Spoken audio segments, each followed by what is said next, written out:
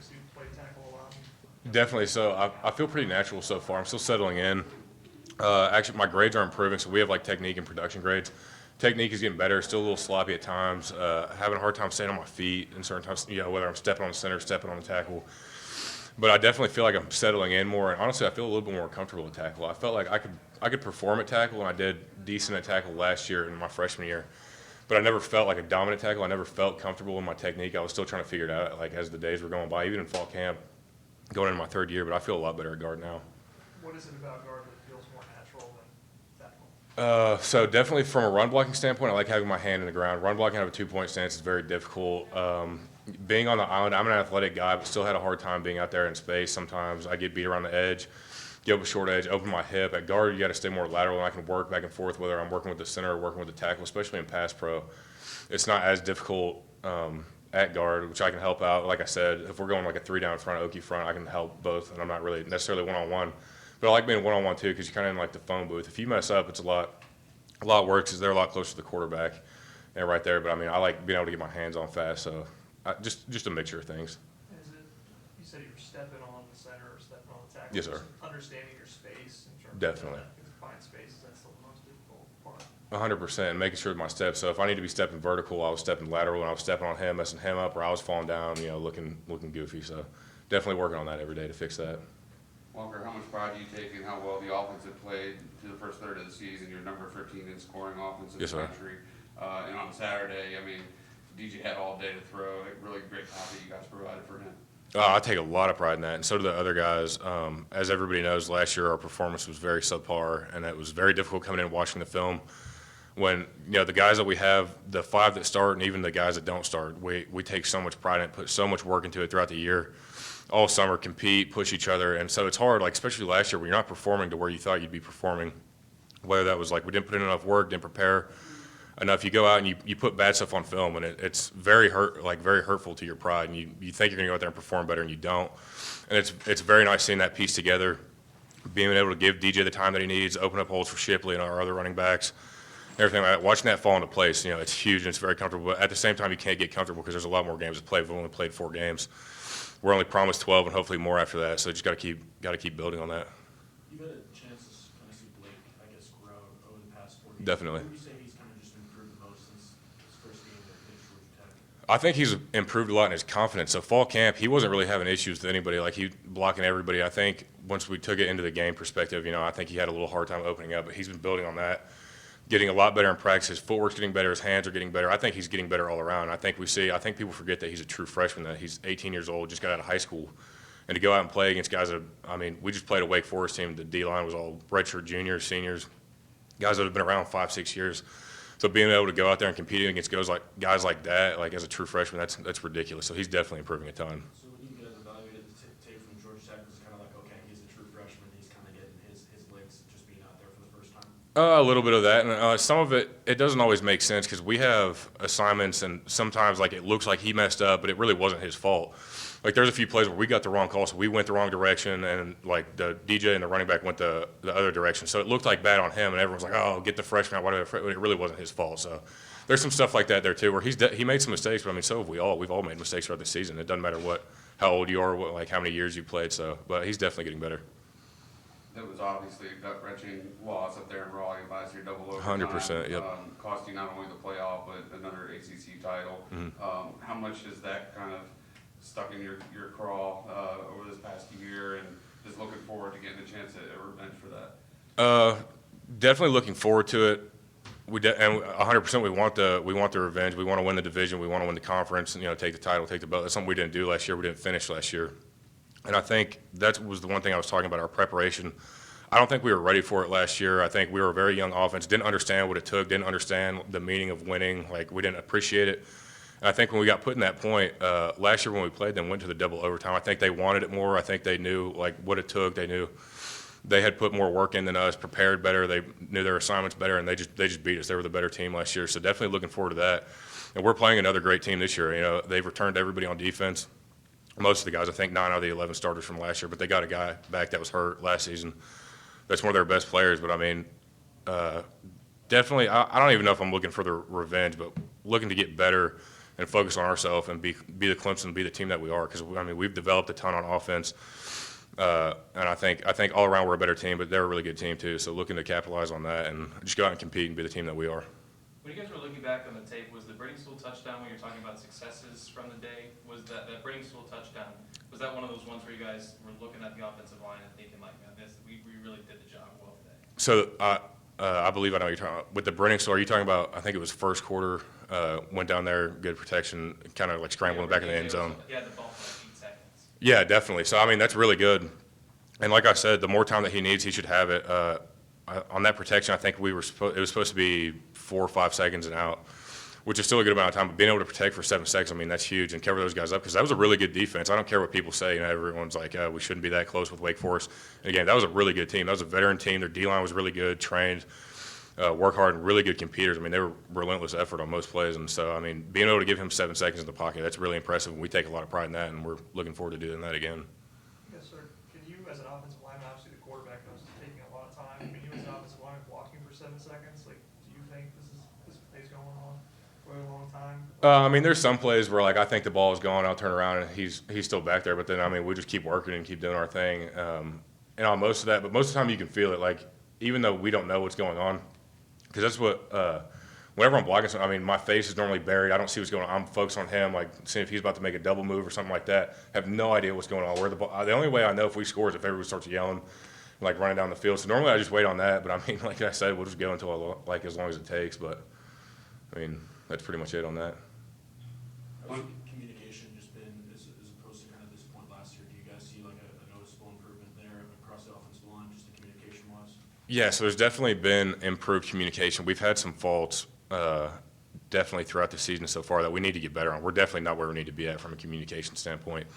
I think we had 2 false starts in the game against Wake. That was communication error, so we definitely have to improve on that. But we are getting better. You know, it's just like we've got a true freshman out there. I'm playing a new position. These aren't excuses. They're no excuses at all. Putnam is playing center for the first time this year, so everyone getting settled in, still learning how to communicate. Speaking on Putnam playing center, you all played next to each other on the line last year. How much does it help in that communication and just chemistry on the field, being next to each other again? Yeah, no, I love it. I love playing next to Putnam. I mean, that's one of my best friends. It's my roommate. So, I mean, we're together pretty much 24/7. I mean, we come here, practice all day, go home, watch the football together, and sit at the house. So, I mean, there's a lot of chemistry there, and it's easy to play next to him because we'll talk. We'll fight. I mean, we'll, like, even during lifts and everything, we'll compete with each other. We'll yell at each other, but, I mean, it's never personal like that.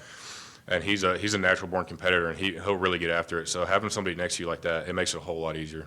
Speaking of Putnam, he talked to us in the preseason about you guys putting it on yourselves to give DJ the time he needs to protect for him so that he can have the season that you guys knew he could have.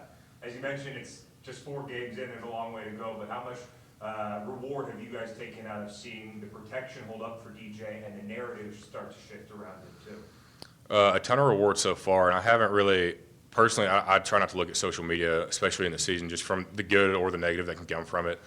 But I know that DJ's been getting a lot of love recently, and I love that. I mean, that's one of the hardest working dudes that I've ever seen in my life. That's what Tuesday night after a long practice like tonight, everybody will rush out of here, get home, get food, go home, do homework. He'll be up here watching film for another hour or two, preparing, like getting the game plan and everything. So, especially last season, you know, after Georgia, I mean, various games throughout the season, there wasn't really – I don't think we had a really dominant performance last season. Being able to protect him, let him do what he does. So being able to block for 7 seconds or give him the time that he needs to throw the ball and show people what he can do, I mean, that's one of the best feelings ever because he was getting a lot of stuff last year, a lot of hate and negativity from us performing bad. So, I mean, that was a horrible feeling last year watching him pretty much take all the negativity for us playing bad up front. So it's been really good lately seeing him succeed. The counting stats haven't exactly backed up just yet that this could be one of the more dominant defenses in the country. I know you're obviously on the other side of the ball, but you're going up against these guys, especially the defensive line, every single day in practice. So how much faith do you have in those guys that they'll be able to figure this thing out? Oh, I have a ton of faith. I have no question in our defense, and that's what we said. I mean, we're not playing complimentary football yet, but I think we will. I think our defensive line is still a monster. I know our defense struggled a little bit, but I mean, so did we all season last year. And that's what many of the games that we had. It wasn't double overtime, 51-40 something like this last week. It was like 10-7, something like that, where we weren't putting points on the board, and we weren't doing what we needed to do. So I mean, they saved us for many games last year. They pretty much won most of the games for us last year when we weren't performing. So I have no doubt at all that they'll get it figured out. And I still think this is one of the best defenses in the country once they settle in. Bunch of- Go ahead. A bunch of scramble drill touchdowns this season. Is that kind of the ultimate source of pride for an offensive lineman when you can give the quarterback that little That extra much time. he needs and find a receiver in the end zone? A ton, and that's perfect too. I mean, if we can convert to a scramble drill and make plays off that, that's huge because that's really hard to defend. Once you get to scramble drill, it's kind of one-on-one. I know, especially, I don't know all the rules for it, but and coverage. Once you get scramble drill and you got dudes running all over the place, I mean, that's extremely hard to defend. And the guys that we have at wide receiver, and plus with DJ, I take a lot of pride in that. It's good seeing that.